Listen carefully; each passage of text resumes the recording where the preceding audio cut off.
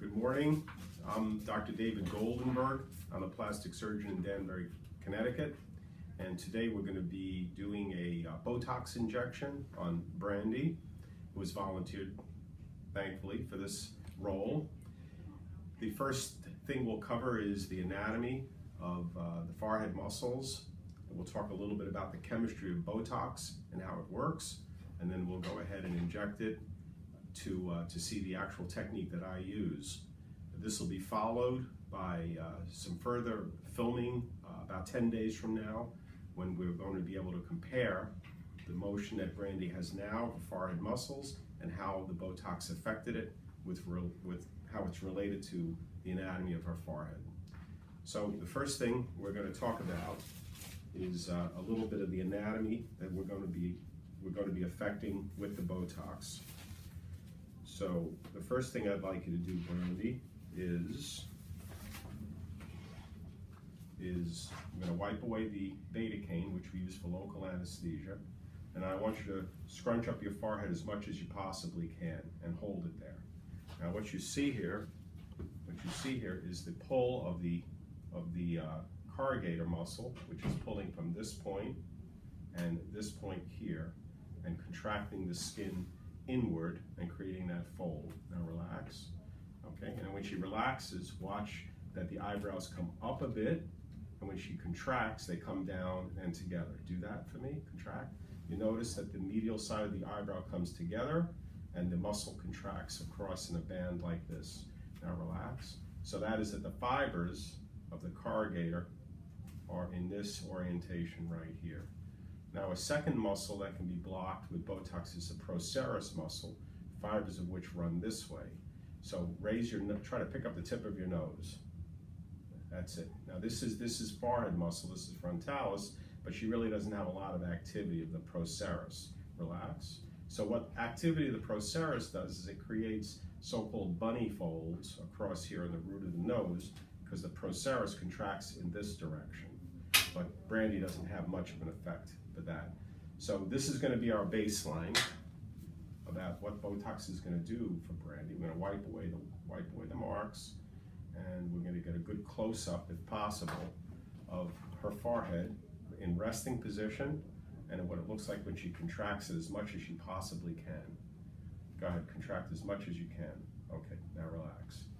Now, the way Botox works is it's a neurotoxin. The fibers of the frontalis nerve, the frontal nerve rather, come in this direction and send fibers out into the corrugator muscle to innervate it. So what we want to do with Botox, because it doesn't block the nerve, it blocks the synapse, is I like to distribute the Botox through the fibers of the corrugator to block it to its maximum effect. The problem with Botox is that the fibers of the frontalis come down this way and interdigitate with the fibers of the corrugator. So blocking too much of the corrugator can block some of the fibers of the frontalis and cause a droop of the eyebrow. So a sure sign that Botox has been given too far lateral is a droop of the eyebrow, because rather than blocking the corrugator, it's the frontalis that's been blocked. So that's the logic of keeping away from this area with Botox and keeping it only limited to this part of the glabella and not going too wide. That being said, for some patients we do a test dose to see how they react, to see exactly what works best for them. But on Brandy, who's had Botox before, we know about where the Botox has to be given. So we're going to prep her skin with alcohol, just like this, get nice and sterile, as much as sterile as possible. And then we're going to give Botox injection.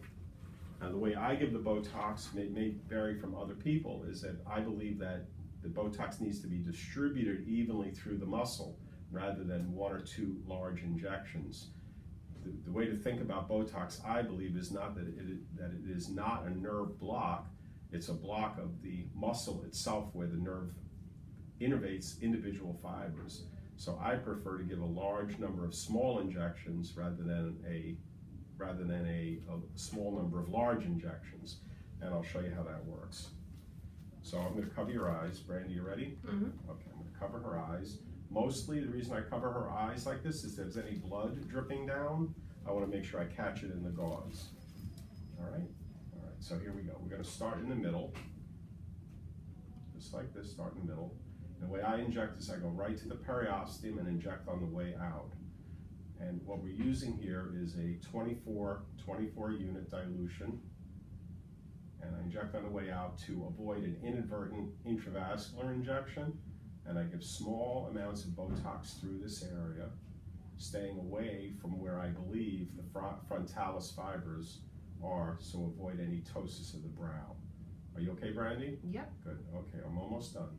So I'm giving, again, 24 units distributed quite evenly in one series of injections, and then I put my own pressure on it, make sure that there's no bleeding, make sure that the patient is still breathing. And then what we'll do is we follow this with ice for about 5 to 7 minutes, and then we arrange a 2-week follow-up to check on the results and see how the Botox worked. Thank you.